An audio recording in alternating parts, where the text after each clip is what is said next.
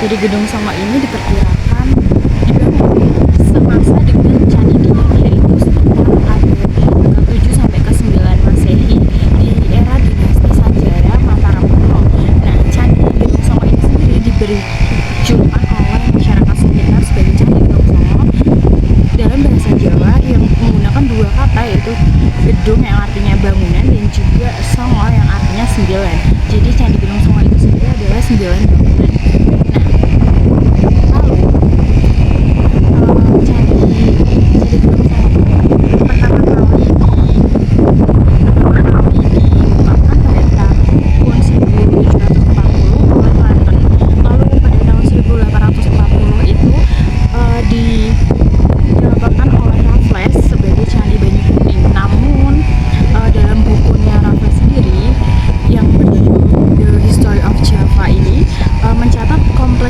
Dari candi ini merupakan Candi Gedong Pitu karena masih baru ditemukan 7 candi yang ada. Nah, setelah beberapa periode, tepatnya di tahun 1908 sampai 1909, ada dua orang antropolog dari Belanda ini menemukan dua candi baru atau dua bangunan baru, ya, yang membuat akhirnya candi ini disebut sebagai Candi Gedong Sanga lagi. Nah, di Candi Gedong Sanga ini memiliki 3 tingkatan, yaitu yang pertama tingkatan paling bawah atau atas candi. Nah, candi di bagian ini menandakan sebagai tempat alam manusia. Lalu candi yang kedua itu dijadikan sebagai alam antara alam manusia dan juga alam para dewa. Lalu yang puncak candi sendiri atau atau tingkatan paling atas itu dijadikan sebagai alam para dewa. Mari kita intip keindahan candi. Bukan narasumbernya dari Candi Gedong Sanga ini untuk kita tanya-tanya. Yang pertama dengan Ibu siapa aja? Dengan Ibu Jumia dan Ibu Fitri, teman-teman. Beliau yang jaga di sini. Tukang foto. Oh, tukang foto yang ada di sini, teman-teman. Nah, saya mau bertanya, kira-kira untuk sejarah candi ini sendiri itu dari kerajaan mana dan juga jenis candinya dan apa aja sih Bu yang ada di sini? Ini kalau candinya ini peninggalan Kerajaan Putri Sima. Ini kalau candinya nggak ada 9, cuma 7 candi 5 tingkat. Kalau jumlahnya ada 9 juga sih, cuman tinggal fondasi aja. Yang ini ujungnya disambar petir. Oh, disambar petir. Kalau yang di atas kan masih itu semua. Jadi yang ini disambar petir, terus di dalamnya ada batu doni. Batu doni itu biasanya kalau yang kebanyakan orang itu kan batu sembayang. Kalau sembayang itu kalau masuk kan harus dilepas alas kaki dulu. Terus masuknya harus merangkak kan, nggak boleh di dalam biasa. Terus di dalamnya kalau sembayang tinggal silakan biasa. Terus minta keilmuan apa kan bisa. Nggak cuma Hindu juga, orang Islam juga ada kok yang kecil ini. Oh iya. Lalu untuk pertanyaan kedua, kira-kira kebudayaan apa sih yang masih ada di sini gitu, yang masih dilakukan setiap tahun gitu, kebudayaan lokal? Oh, ini karena masuknya pasti juga setahun sekali ada.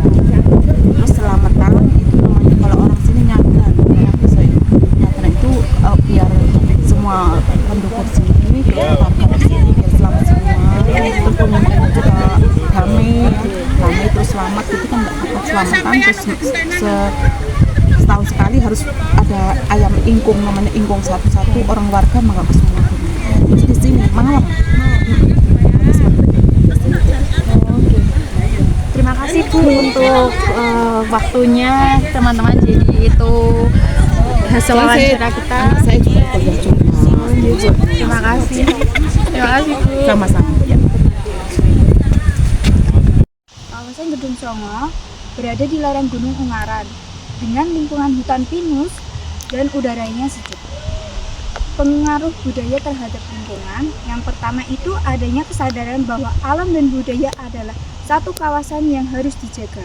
Pemerintah dan masyarakat bekerja sama menjaga keseimbangan antara konservasi alam dan pelestarian budaya. Dan cagar budaya ini dilestarikan oleh pemerintah dan ditetapkan sebagai kawasan cagar budaya nasional. Tradisi dan kearifan lokal Gedong Songo. Gedong Songo adalah kompleks candi Hindu di lereng Gunung Ungaran, Kabupaten Semarang, Jawa Tengah. Nama Gedong Songo berarti 9 gedung. Antara tradisi dan kreatif lokal.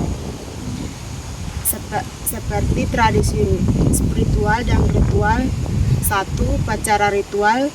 2. Siara dan meditasi. Terus yang kedua kearifan lingkungan. 1. Pengelolaan mata air panas. 2. Pertanian tumpang sari. Yang ketiga tradisi sosial dan budaya. Nomor 1 gotong royong dan seni kerajinan lokal. Kita berada di nah di sini tuh juga kayak yang pertama, cuma di sini tuh ada kayak pemujaan. Nah, nilainya spiritual yang ada di Gedong Songo yaitu pemujaan Dewi Sita atau candi-candi yang didedikasikan untuk pemujaan Siwa sebagai dewa utama. Hal ini terlihat dari arca-arca yang relatif yang menggambarkan Siwa berserta keluarganya, Marawati, Ganesha, dan Nandi.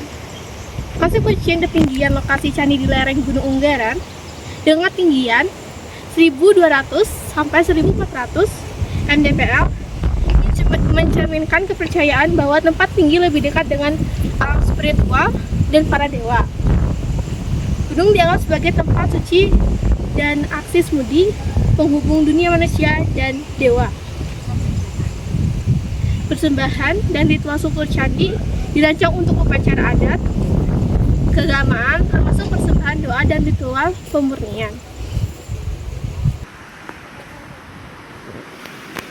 Songo merupakan peninggalan agama Hindu pada abad ke-9 Masehi dari masa Wangsa Sanjaya atau Kerajaan Mataram kuno.